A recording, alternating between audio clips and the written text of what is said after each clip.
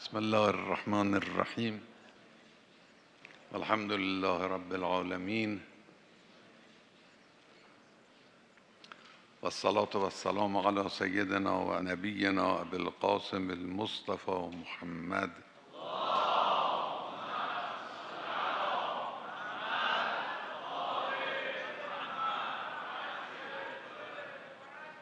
و علی آله الاطیبین الاطهرین المنتجبین سیما بقیت الله فی الارضین. خیلی خوش آمدید، خیلی بهره بردیم، استفاده کردیم از تلاوت‌های خوب، از برنامه‌هایی که اجرا کردند و الحمدلله سال به سال، روز به روز ملت ما، جوانهای ما، قرآنخوان‌های ما رشد میکنن، پیش میرن و این مایه سپاس دائمی ما باید باشد. الحمدلله خیلی خوب بود و خدا رو شاکریم که یک بار دیگه توفیق داد، عمر داد، فرصت داد که این مجلس رو، این جلسه رو، این جمع رو زیارت کنیم. خداوند انشاءالله همه شما رو با قرآن محشور کن. قرآن یک اثر هنری بی‌نظیر،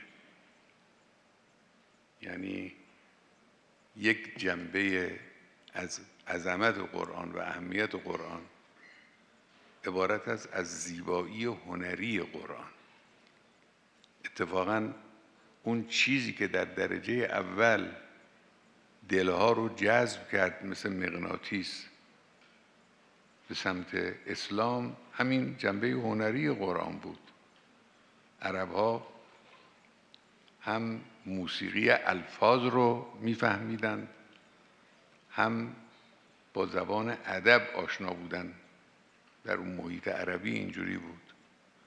ناگهان دیدن یک پدیده ای آمد وسط که شبیه اون رو نشنیدن، نه شعر نه نثر، اما یک پدیده هنری فوق‌العاده است. این همون چیزی است که امیرالمومنین علیه السلام می‌فرماید ظاهره انیق و باطنه عمیق. ظاهره انیق، انیق یعنی اون زیبایی شگفت‌آور، اون زیبایی که وقتی انسان در مقابل او قرار میگیره به حیرت میفته. این زیبایی، این در قرآن اینجوریست. خب البته ما فارس زبان ها این توفیق رو، این غیر عرب زبان ها و خیلی از عرب زبان ها این توفیق رو ندارن که این زیبایی رو درک کنن. با انس زیاده با قرآن میشه درک کرد. وقتی با قرآن انس انسان بگیره، زیاد تلاوت کنه، زیاد بشنوه، اون وقت میفهمه چقدر این زبان، این جملات شیواست، چقدر زیباست، غیر از جنبه معنوی. خب این اثر هنری رو باید هنری اجرا کرد. یه وقت هستش که من و شما در منزل برای خودمون قرآن میخونیم. خب هر جور خوندیم مانعی نداره، با صوت بخونیم، بی صوت بخونیم. البته اونجا هم وارد شده از ظاهراً که صدای قرآن از خانه ها بیاد بیرون. اون برای جنبه فضاسازی قرآنی در کل جامعه است که فضاسازی قرآنی بشه، از خانه ها صدای قرآن بیاد بیرون.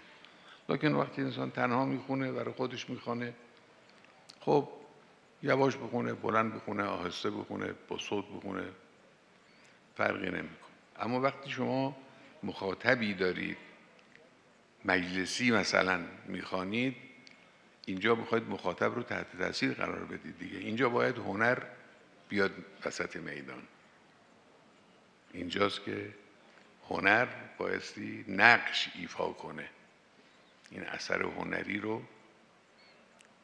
مخاطب رو با هنر میشود تحت تاثیر قرار داد. این تلاوت هایی که ما میشنویم و گوش میکنیم و تشویق میکنیم و تایید میکنیم، معناش اینه. یعنی شما این اثر فاخر بی‌نظیر هنری رو به شکل هنرمندانه اجرا میکنید، به شکل هنرمندانه میخونید، اون وقت نتیجه این میشه که اثرش میشه چند برابر. البته به شرط اینکه این جنبه تلاوت هنری درست انجام بگیره، درست انجام بگیره. اگر چنانچه با دقت انجام بگیره. حالا مثلا فرض بفرمایید بنده بارها به دوستان سفارش میکنم قرآن رو تلاوت از نوع تفهیم معانی جوری بخونید که میخواهید معانی رو تفهیم کنید. ما اینو در شعرخوانی فارسی خودمون مشاهده میکنیم. مداح میاد میسته با صدای خوش شعر میخونه. دو جور میتونه بخونه. میتونه هان ای دل عبرت بین از دیده نظر کن، هان ایوان مدائن را آینه عبرت دان. میشه اینجوری بخونه، میشه هم بگه هان ای دل عبرت بین از دیده نظر کن، هان ایوان مدائن را آینه عبرت دان. این دو جور خوندن مثل همه؟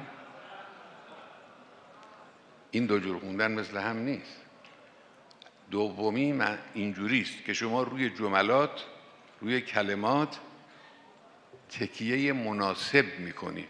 این کاریست که مثلا فرض کنید شیخ عبدالفتاح شعشاعی میکنه، مصطفی اسماعیل میکنه، این کارو اوناست. یعنی توی خواننده های قدیمی مصری هم همه اینجور نیستن، همه این کارو بلد نیستن، حالا یا توجه ندارن، اما بعضی هاشون میفهمن که چه کار دارن میکنن. وقتی که قرآن رو میخونه اونجایی که باید تکیه بکنه تکیه میکنه، جوری حرف میزنه که گویا شما مخاطب کلام خدا قرار میگیرید، دل شما جذب میشه. این رو باید ما در تلاوت هامون، به خصوص شماها که الحمدلله خوش صدا هستید، میبینم دیگه الحمدلله همتون خوش صدا و مثلا از جهات گوناگون بلدید، صداهاتون نفسهاتون خوبه.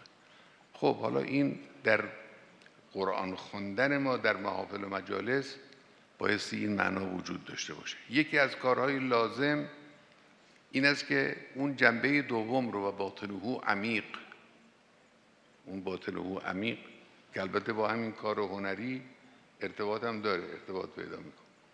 یعنی این شیوه خوندن میتوانه تا حدود زیادی ما رو به اون باطن راهنمون بشه، اما باعث توجه به باطن قرآن پیدا کرد. باطن قرآن منظورم اون بطونی نیست که اهل الذکر ائمه هدی علیهم السلام فقط آگاهن از او، که او کار ما نیست. اون باعثی بریم یاد بگیریم از روایات، از بیانات ائمه علیهم السلام بفهمیم.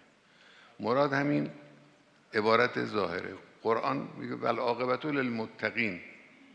خب عاقبت یعنی چه؟ عاقبت پایان کار. پایان کار متعلق است به متقین. هم پایان کار دنیا متعلق به متقین، هم پایان کار آخرت متعلق به متقین. هم مبارزات اگر بخواد پیروز بشه متعلق به متقین، هم در میدان جنگ اگر بخواید بر دشمن پیروز بشید باید متقی باشید.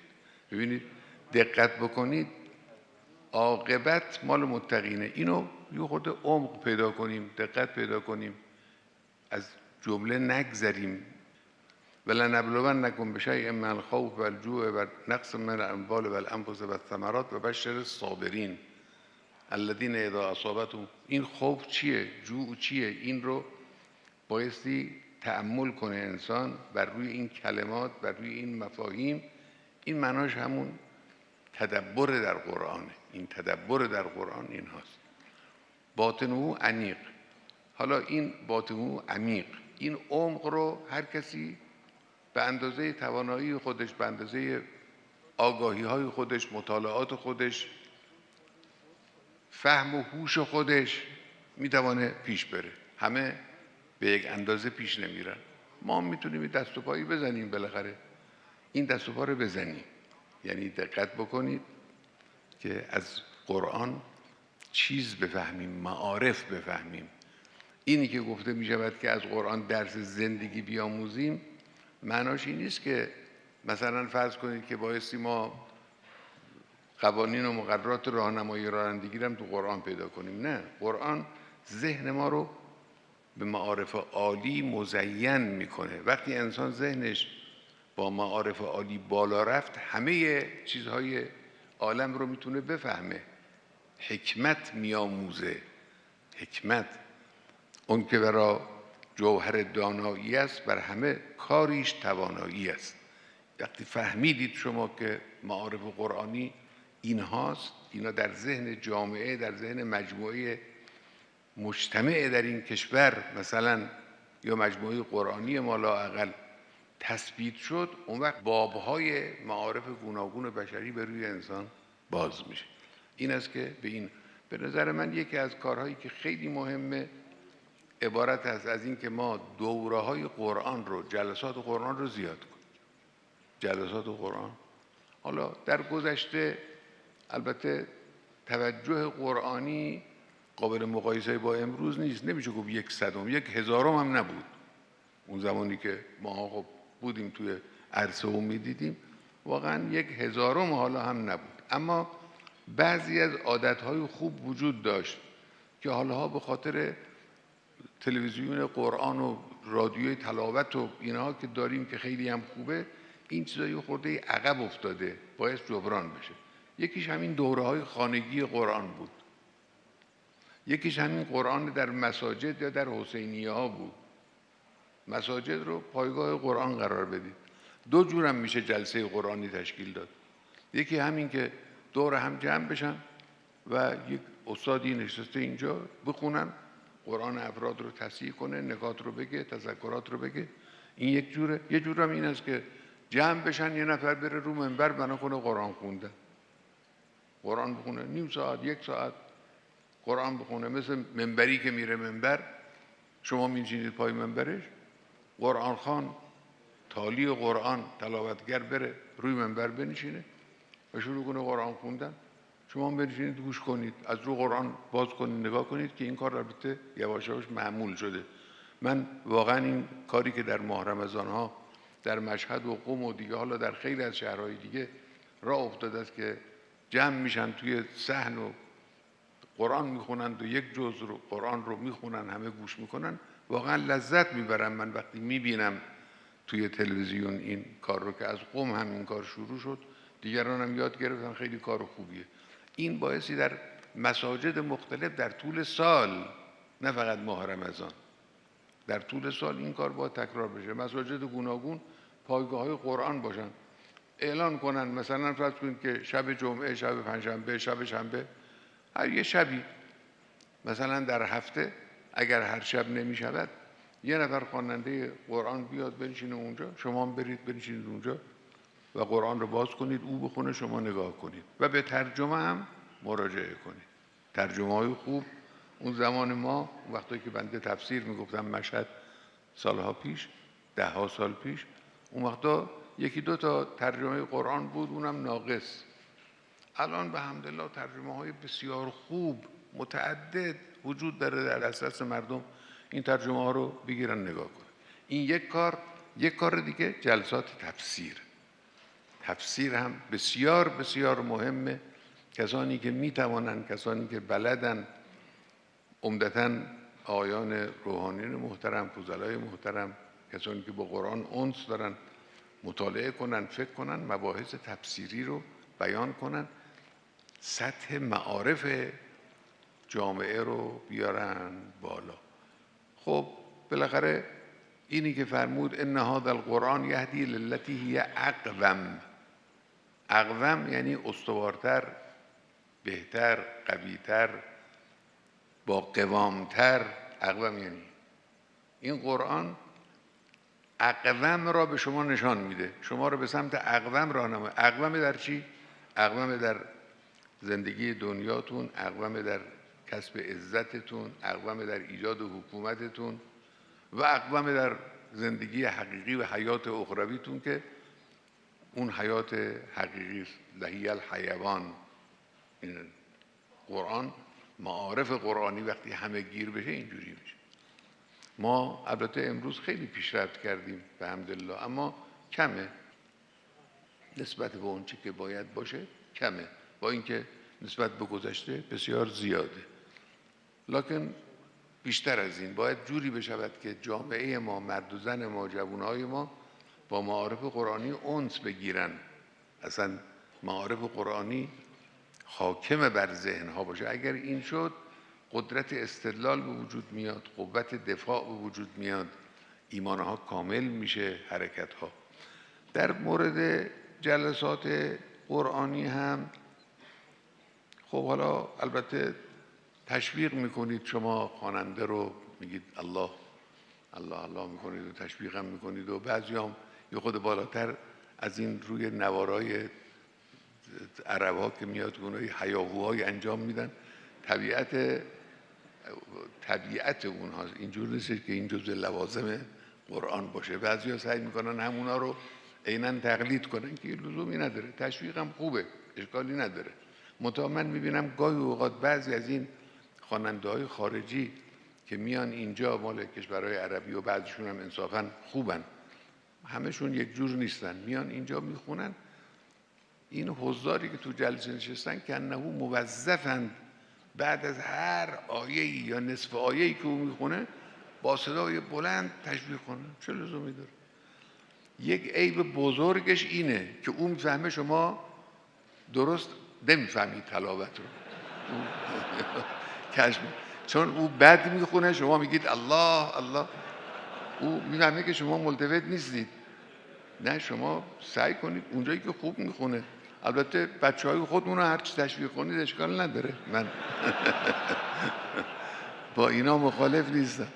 اما وقتی که اون قاری بیرونی میاد اینجا و میخونه و اینا، بدانیم اینجور نباشه که موظف باشه که همطور هر جور، به خصوص گاهی اوقات آهنگ او رو هم با هر آهنگی که او بخونه با همون آهنگ الله الله میگن. اینا لزومی نداره. لکن خب جلسه گرم قرآنی بسیار چیز خوبی است این در جامعه. و پس بنابراین اونی که عرض میکنم این است که قاری خواننده قرآن وقتی که مخاطبی داره جملات را، اون نکته جمله را توجه کنه و روی او تکیه کنه، برای اینکه این تفهیم مفاهیم قرآنی آسانتر و بهتر بشه برای مخاطب. ما احتیاج داریم به قرآن عزیزان من. این قرآن نیاز امروز ماست. ما نه فقط ما ملت ایران، جامعه اسلامی، بلکه جامعه بشری امروز واقعا نیاز دارن به قرآن. قرآن است که با استکبار مخالفت میکنه، قرآنی که با ظلم صریحاً مخالفت میکنه، قرآنی که با کفر بالله صریحاً مقابله میکنه، قرآنی که با طغیان و طاغوت با قدرت مقابله میکنه. الذین آمنوا یقاتلون فی سبیل الله والذین کفروا یقاتلون فی سبیل الطاغوت فقاتلوا اولیاء الشیطان. این قرآن چه قوی است. اینا همین گرفتاری امروز بشر. اینایی که میبینید عربده میکشن در موضع ریاست جمهوری فلان کشور یا پادشاهی فلان کشور، علیه ملت ها، علیه مردم، علیه صلح، علیه آرامش، علیه ثبات حکومت ها و کشورها، اینا همونایی هستند که قرآن بر سر اونا داد کشیده. اینه باید مردم بفهمن. اینی که قرآن ما رو ولا ترکنوا الی الذین ظلموا فتمسکهم النار، اعتماد نکنید به ظالمین، این همین گرفتاری امروز مردم دنیاست. اعتماد میکنن پدرشون در میاد. دیدیم در بعضی از این کشورهای عربی یه حرکت خوبی انجام گرفت، یه مبارزه خوبی به وجود آمد، یه قوقایی به پا شد، یه بیداری به وجود آمد. منتها مثل شعله‌ای که روش بیان خاکستر بریزند و خاک بریزند خاموش شد. چرا؟ چون لا ترکنوا الی الذین ظلموا رو عمل نکردن، رکون کردن، به آمریکا، به رژیم صهیونیستی نفهمیدن چه کار باید بکنن. اینجوری میشه. اگر چنانچه خدای متعال کمکی کرد به یک ملتی و اون ملت قدر اون کمک رو ندانستن، کتکش رو میخورن، سیلیش رو میخورن. باید قدر بدانن. ملت ما به حمدالله قدر دانست. ملت ما از روز اول این حرکت عظیم ملت ما، این بقای انقلاب، این ایستادگی این ملت و عزت روزافزون این ملت، این پیشرفت فوق‌العاده این کشور به خاطر همین است که به این چند جمله از آیات قرآن عمل کرد. این ملت به برکت وجود امام بزرگوار یادمون داد او خودش دلش پر بود از ایمان به الله، سرشار لبریز بود از ایمان به خدا و معارف قرآنی. یادمون داد که چه کار بکنیم و حرکت کردیم. خب به حمدالله ایستاد. امروز هم راه همینه. امروز هم جز ایستادگی در مقابل شیاطین و طواغیت و کفار راهی برای این کشور وجود نداره و انشاءالله که خدای متعال هم توفیقات خود و کمک‌های خود رو به این ملت خواهد داد. پروردگارا ما را از اهل قرآن قرار بده. پروردگارا ما را با قرآن زنده بدار، با قرآن بمیران، با قرآن محشور کن. پروردگارا به حق محمد و آل محمد امام بزرگوار ما رو با اولیاءت محشور کن. شهدای گرانقدر ما رو با شهدای کربلا محشور کن. پروردگارا جوانهای ما رو به راه راست هدایت کن. عاقبت همه ما رو ختم به خیر بفرما. گرفتاری ها رو برطرف بفرما. رحم الله من قرأ الفاتحة مع الصلوات.